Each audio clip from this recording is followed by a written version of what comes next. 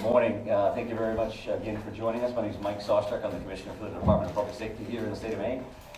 We are going to give some further details from an operational standpoint about what happened overnight and kind of where we're going from here. But before we do that, I would like to ask Chief St. Pierre to come back up and join us and kind of touch on the Lewiston experience overall. Chief? Thank you, Mike, and good morning, members of the media and the public who are watching closely as law enforcement continues to work diligently on this rapidly evolving investigation. The safety of our community remains paramount.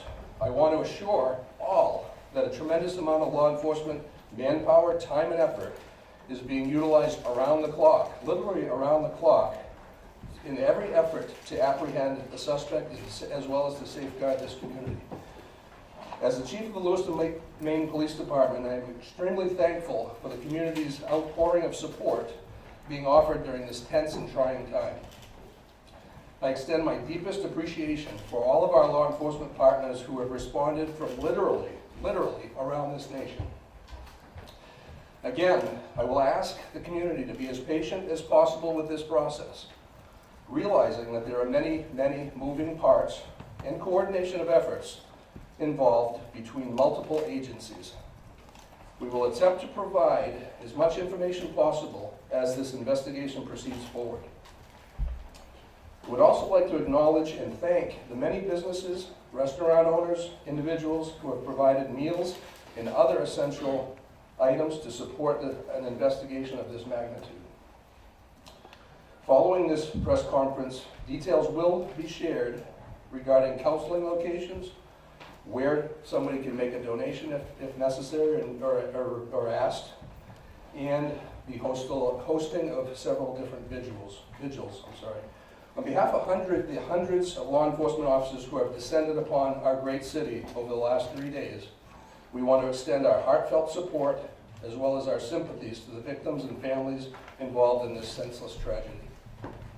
Thank you, and I'll turn it back over to Mike. Thank you, Chief. I appreciate that. So I guess for starters, I want to make sure that we always take a moment to acknowledge the victims, their families, and how this is negatively impacting the state of Maine, the city of Lewiston, and really our entire country. Well, we know when these things occur around our country, we are all so incredibly focused on what happened, and then we try to get to the why. And there are certainly times when we can't quite figure out the why, because every one of these situations is so tragic, so outside of the norm, that it makes it difficult for community members of all types, in all locations, East Coast, West Coast, it doesn't matter, to fathom how these kind of things could occur in the greatest country in the world. So we're going to continue to work towards that. And as a piece of this, I wanted to come in and really speak to the partnership that we are committed to have with you. And as we start to really flow into an operational period, we have more of a pattern to see what we're doing day in and day out. I'm going to commit to you to have a morning briefing every day at 10 o'clock right here in this location. As you can imagine, some of those briefings may be longer than others, but I want you to know that you're going to see us in the morning. And we're going to go over what happened overnight, and we're going to kind of talk about what the plan of the day is. And I'll speak to that plan of the day here in just a second. I would also say that we will certainly be considering afternoon briefings as well. If something new came up or something that we believe would be helpful for you to know and the communities to know, then we'll get back to you. Either way, you will receive a communication from our PIO, Shannon Moss, either saying we're going to have a briefing or we're not, so that you kind of have some idea what your day and your afternoon is going to look like as well. So I would also say that these daily briefings, as you can imagine, will be more operational in nature, that our families, our communities, our loved ones are always going to be in the forefront of our mind and certainly in our hearts. But we do want to talk to you about this is what we're going to do, this is what we did, because I know that's incredibly important to you. And then you're going to share that appropriately with your viewers, with your readers, and that's going to help everybody start that healing process as well. I know that information is power, You also know that there's going to be times that I won't be able to give you all the information that you need, or certainly that you want.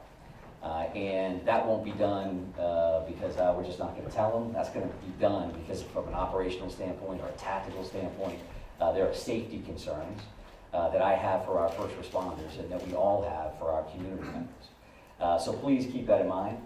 I will go back to like a Q&A kind of a period.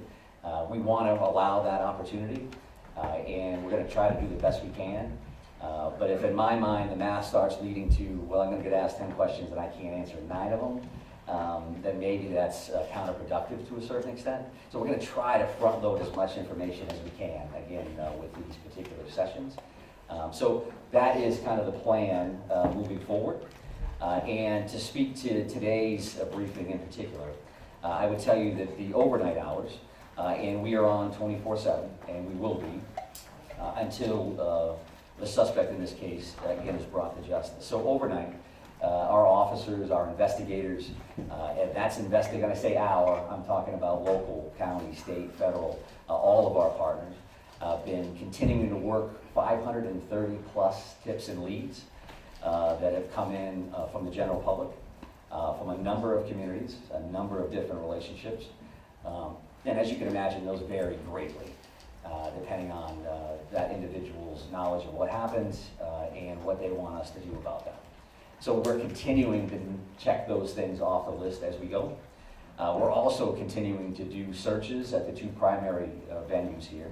The one being Schmenschie's Bar and Grill, and the second being the Spare Time Bowling Alley. I will tell you that it's going to be easy to think, how come, what's taking them so long to work these scenes, right? And because everything we watch gets solved in an hour, and it's all taken care of. But in order for us to do our jobs, to be professional about what we do, be respectful of the victims and the families that we're working with, in the process within which we work, we have to take our time. We're going to be processing every square inch of these facilities. Not only do you have the victims in question, but every one of those rounds that got fired need to be investigated. Every one of those cartridges that lays on the ground needs to be collected. The vehicles that are in those parking lots, everything that we do around this, we need to be careful, we need to be professional, and that's what we're committed to do. So I would expect that we're still days away from completing those particular investigations, those particular crime scenes. So you'll continue to see us at those locations without question. And because of that, there are also affidavits, and affidavits are essentially the first step in a search warrant or an arrest warrant or whatever that looks like.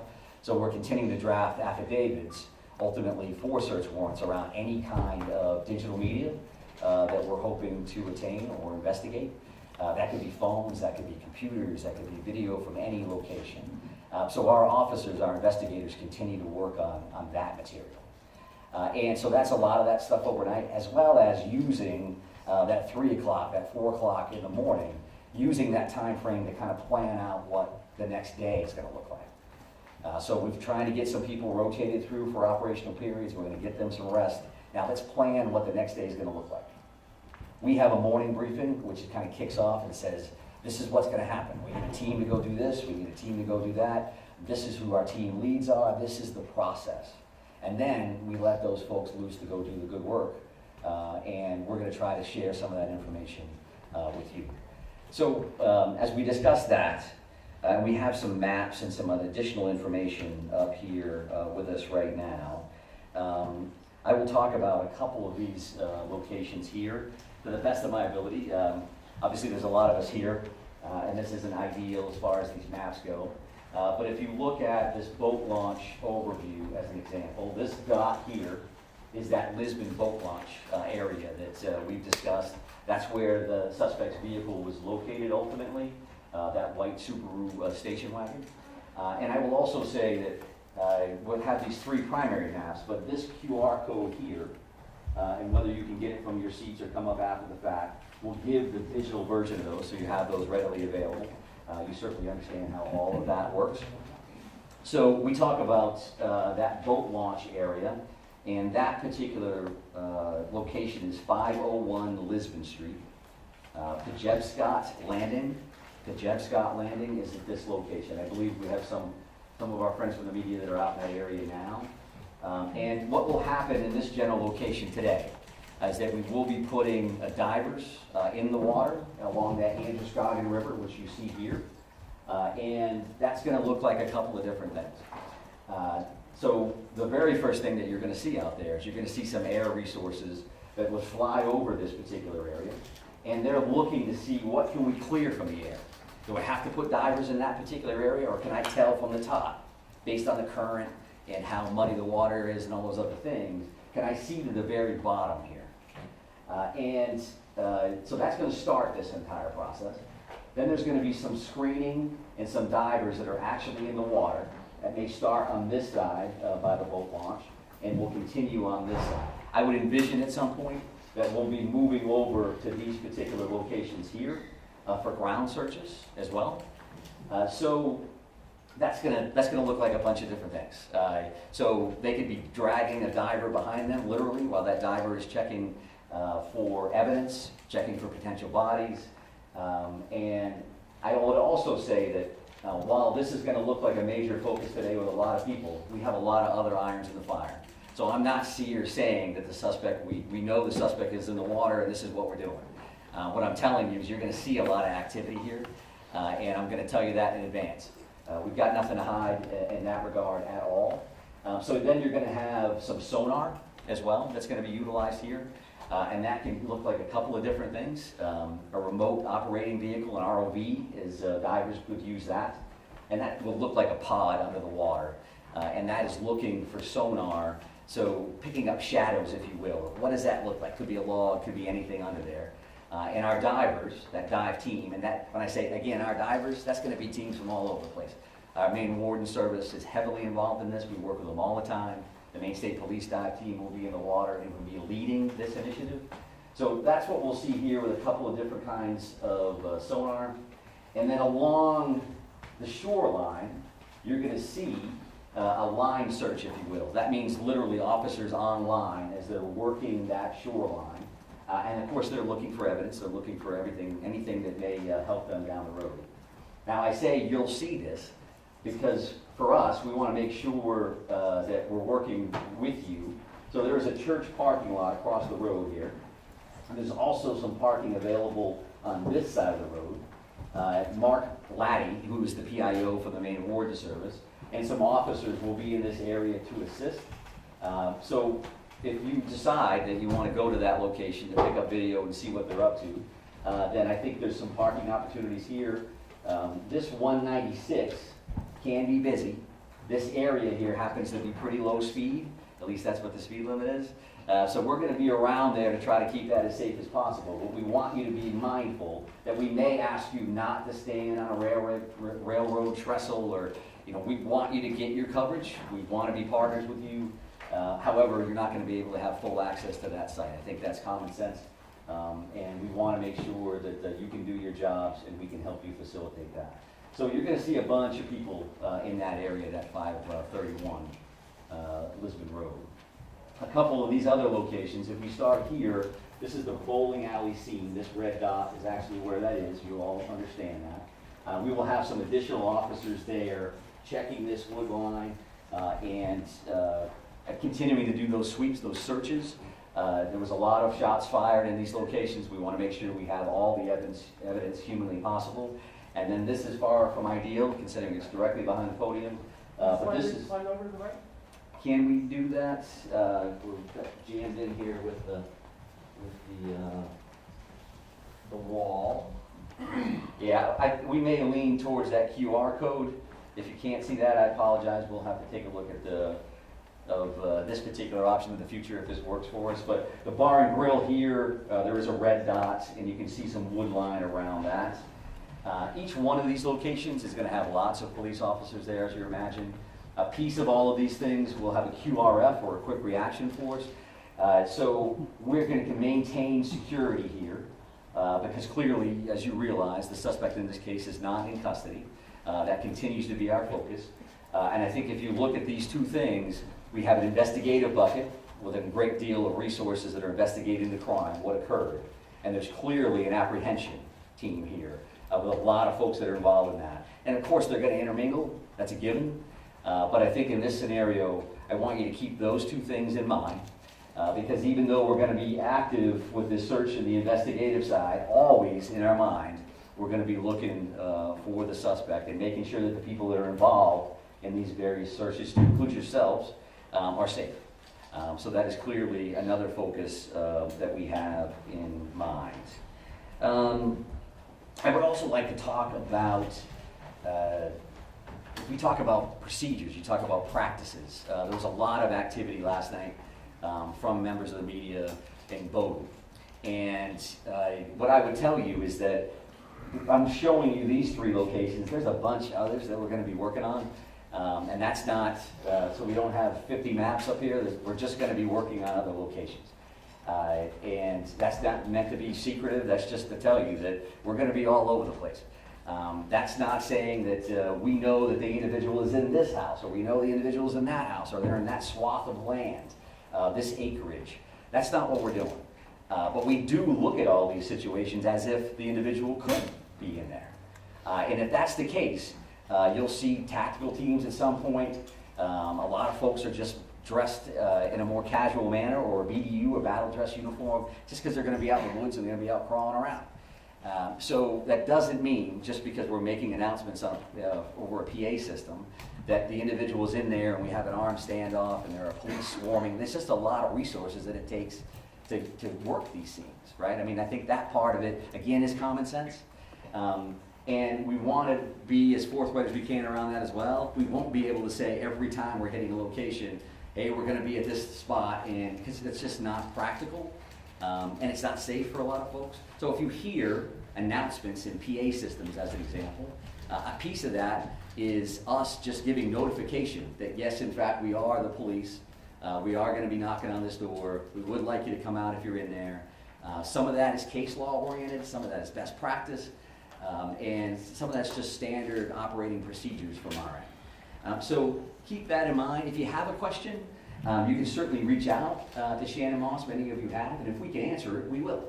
And it may not be immediate, but we're going to do the best we can to do that. And I think we'll be better at that, again, as we kind of get into this flow. Now we know what we're working with.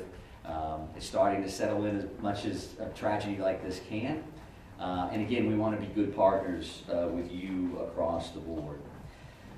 Let me just take a look and make sure I've covered everything that I wanted to cover.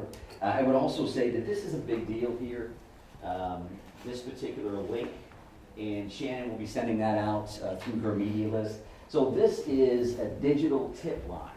And what a digital tip line would mean is anybody, yourselves included for whatever reason, if you've got a photo, if you've got a video of what happened, or something that you think is evidentiary in nature, you think that it would be valuable for us to have, you can upload that information through that link. And that link stems from best practice in other communities where tragedies like this have occurred. That a lot of people have a lot of information. Where does it go? Maybe this is the key. I don't think they know that. Or they probably do know that. 75 other people sent it to them. Send us to us anyway. And we want to see that information, so that's pictures, that's video, that's any of that kind of material to that particular link. And again, the QR code is something that we already talked about from a mapping perspective. I would say that our ongoing victim services efforts, that is something that we're working with victims' families, the community as a whole, and we are working with families that have currently been notified. We're continuing to identify victims in this case, and as those occur, additional resources will be available to the general community.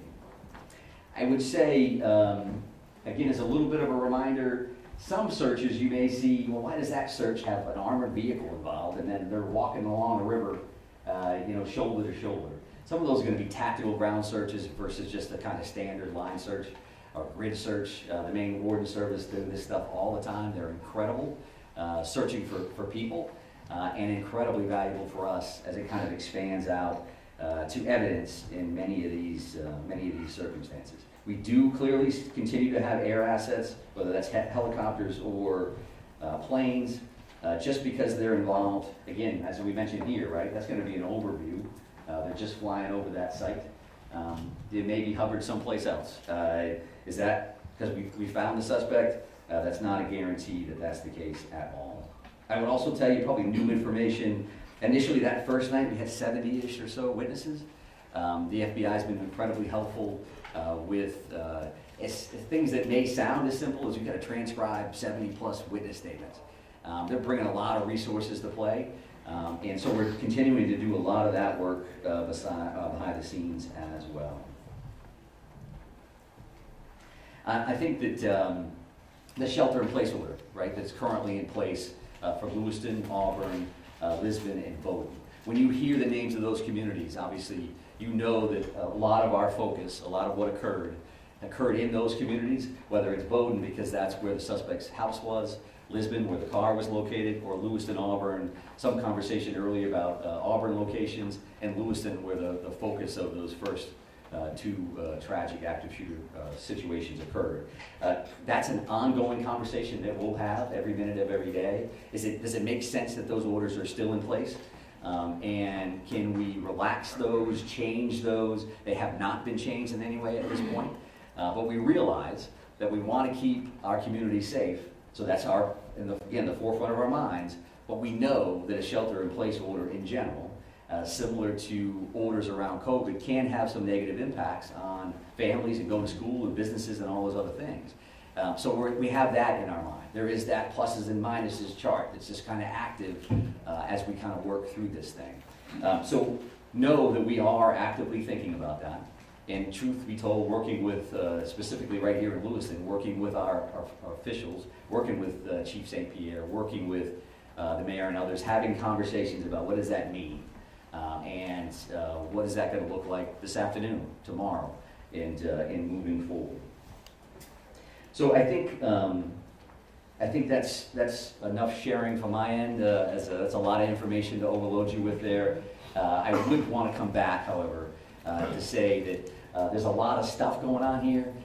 But what matters to us, again, is the safety of our communities, the safety of our residents. We care about each and every one of them, as you do. And we're going to continue to fight on their behalf to bring this individual to justice, because we know that that has an impact on starting that healing process. It's not a slam dunk. It's not, we got them now, everybody's better. This is going to take a while, right? It's going to take a while for communities to work through. It's going to take forever for families to work through. You lose somebody that you love. That's a big, big deal. So I don't want to get lost in the minutia of this is what we're doing, and this is a map, and it's a QR code. It always comes back to this other stuff for us. So again, we're going to try the Q&A deal and see where we go. Go ahead, right here. There were reports that you all found a note at his home. Do you know the contents of the note? Can you share that? Yeah, so we've heard the same thing, and there was a note at one of these residences. I'm not prepared to really talk about what that included. And I think that's probably, again, a common sense answer, because that does involve, is there a mindset here, is there a motive, what did that entail? So we'll definitely continue to work on that, and when we can release it, we certainly will. Sir, Right here, sir. Commissioner, so in reference specifically to what's behind you and what's going on at the river, is there any information that you have that's leading you in the direction that he may have killed himself and his body is in there, or is it just one of the possibilities? Well, I think one of the possibilities is key, right? Because clearly we don't have him located at this point. We don't have him in custody. So all of those options are on the table. We certainly don't want to wait too long, because the river is a big piece of this. The car was located there. Evidence is located in the vehicle or right there along the shores of the Androscoggin River. So that's stuff that we want to make sure that we're checking, and we're using the resources that we have available. We're using the expertise that we have available with the dive team and all our partners to make sure we're checking that. At the same time, right, we're checking all these other things. We're working through the crime lab on this other information. So all of those things are occurring at the same time. I would also state, and I want to make sure that I say this because they've been very, very helpful. The Brookfield Power Company owns 2 dams, operates 2 dams in this area. And they've been very cooperative. You know, they live it every day. So as an example, one of the things that we're doing, the river currently runs at like 8,500 cubic square feet per second. And when they tighten the dam tools down, they actually lower that down to like 5,500 cubic feet, right? Does that mean anything to you? What it means to us is that that current, if we can slow that current down, we can lower the amount of water in the river. It's certainly easier for us to work. It's easier for our divers to see in clearer water than muddier water. If it's a foot lower than it was before, it's easier for us to work. And there's different searches, obviously, but unfortunately, people lose their lives in bodies of water on a regular basis. So this is something that we're trying to dial in. But yes, sir. Right here. Yeah. Deer hunting starts tomorrow. Yeah, sure does. Yeah. Yeah, can you address that? Yeah, sure. So I've had conversations with Commissioner Camuso, Inland Fisheries and Wildlife. Judy's great. We are having those conversations. I would expect to hear more about that later in the day. It's a big deal in Maine. It may not be a big deal for a lot of people from other communities, but we know what that's going to look like. We also know we're in the woods. You know, if you just happen to be in the woods, minding your own business, going for a walk, that's going to make us a little concerned, right? So it's definitely a good question. It's something that we're actively working on. Right here, sir. You talk about this tremendous amount of assets here and the search for him. Can you talk about the pressure you guys are feeling to find him, to give this community some sense of answers as this enters its third day? Yeah, sure. I think, you know, pressure is one way to put it. I mean, we're concerned about the victims, their families, and our communities. I'm concerned every day, 24/7, 365, at this point for 30 years. That's why I got into this business. We do want to help people. We do want to make them safe. Making them safe and making them feel safe may not necessarily be the same thing either, right? Because I think our law enforcement partners, our first responders around the state, everybody is dialed in. They do that all day, every day. This is clearly a completely different animal. So for us, we want to make sure that we bring this individual to custody. We got to do it right. We got to do it the safe way. Don't want to see anybody else get hurt, certainly our people and our community members. So we want to make sure that we do that right. We're not going to be rushed, but we're running right on that level. That we're going to work as hard as we can, as fast as we can, with as many resources as we can to try to bring some kind of closure. We understand that the family is being cooperative. What are they telling you? Well, I think whether you see the 530 tips and leads overall, I think we're seeing a lot of cooperation across the board. I'm not going to speak to anybody in particular, but I think there's a lot of cooperation. There's a lot of compassion here. There's empathy that people understand what happened here. Not only to the victims, but again to the state and to our country. So people are coming forward, they are participating in the process, and that's just the nature of it. I'm not sure I answered it, so go ahead and follow. Yeah, I'm so sorry. That's okay. Specifically the family of the suspect, we understand they are cooperating. What are they telling you and how are they helping you in the investigation? Yeah, so I won't speak again specifically to what anybody said one way or the other, but we do appreciate everybody's cooperation, because we know that this is difficult for everybody. No matter how you could be the neighbor of somebody. This is tough for people to digest and to understand and to try to work through. Commissioner, right here, sir. Thank you very much, sir. Yep. Specifically, warning. Forget about information. Families told multiple news outlets that there were warnings provided to law enforcement. Which agencies received those warnings, and did you think at any point that it might warrant a yellow flag pursuit? Well, I'm heavily involved in the yellow flag conversation overall, but the reality for today is I'm not going to talk specifically about who knew what and when. We're still actively involved in a very dynamic situation here, and we're focused on an individual that currently has 8 warrants out for murder. We're trying to figure that part out, trying to bring him into justice, as well as investigate this crime. There will be a time. Can you confirm the warning, though? Can you confirm warnings were issued? I cannot. Yesterday, the Senator Collins said that the yellow flag law should have been enforced in this situation. So as you stand here today, what is your response to that? And also, as you stand here today, was law enforcement notified of the threats that he was making, of his condition? Were they aware of it, and what steps were taken to investigate that? Yeah, I appreciate the question, and Senator Collins is great. We have a great federal delegation that works incredibly hard on behalf of the state of Maine. I don't know exactly what the good senator said. I respect her a great deal. So I won't answer to any comments that she made. If that's her perspective, based on what she knows through the general public or otherwise, then that's fine. She certainly has the right to do that.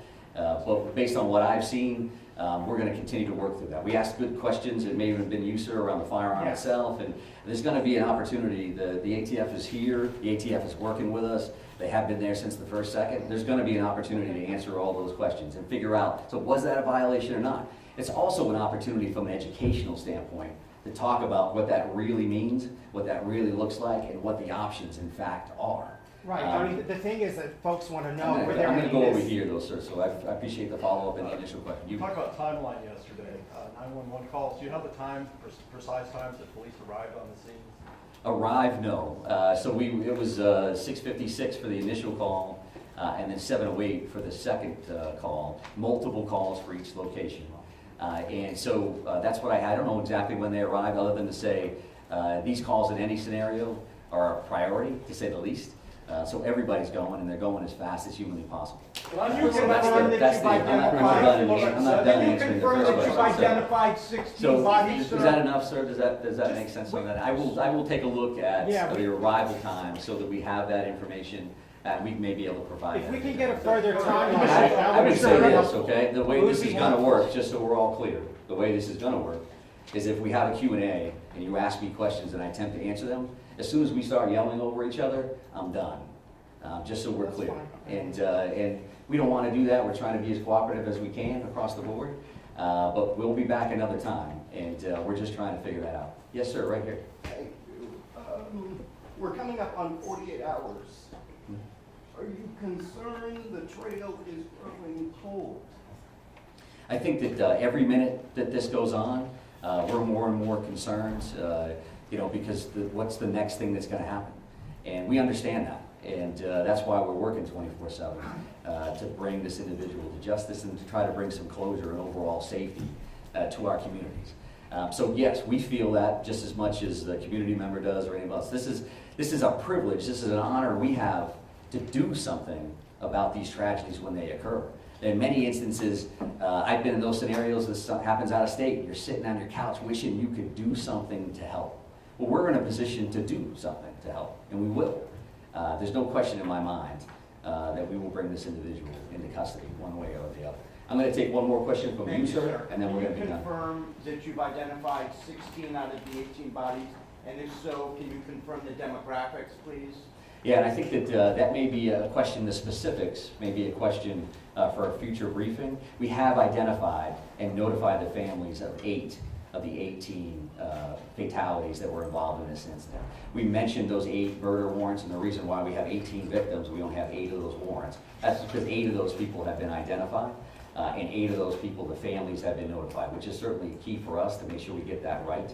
But further demographics around that, the colonel gave gender yesterday, and we'll take a look at ages and some other information. I'd like to be The able 16 to, number is inaccurate? so I'd like to be able to honor the group of victims by talking about them in a specific session that I would view coming shortly. 8 of the 18 have been identified and notified, not 16, and I don't know where that came from.